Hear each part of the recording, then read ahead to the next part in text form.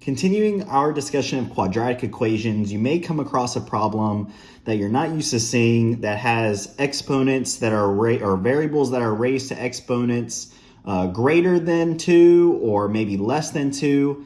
And so we'll have to use a different approach to simplify these problems. And the method that we're going to use is we're going to rewrite the problem in terms of u to reduce the exponent powers. So if you look at this example here, we have x minus 9 multiplied by the square root of x plus 14, which is equal to 0. So if we rewrite the square root term, we can see that it is really just x raised to the 1/2 power.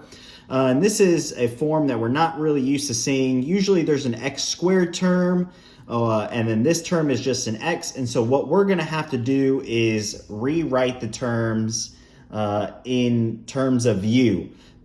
So we're going to go ahead and let u equal x to the 1/2 power, and u squared will be equal to x to the 1/2 power times 2, which is going to be equal to x.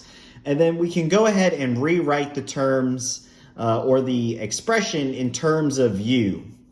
So right here we have our original example problem, which is x minus 9x to the 1/2 power plus 14. And we can go ahead and rewrite that in terms of u, where u is equal to x to the 1/2 and u squared is equal to x. So after doing that, we have u squared minus 9u plus 14. And this is an expression that we're used to seeing. We can go ahead and simplify this by factoring. So we'll go ahead and do that. So we have u minus 7 multiplied by u minus 2, which is equal to 0.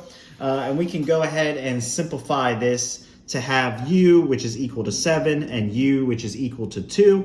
The last step in solving this is we can rewrite the expression in terms of x. So you're basically going back to where you started.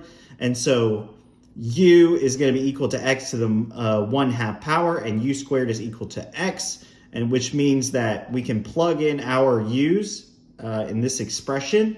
So we'll have x, which is equal to 7 squared. This is that u squared term.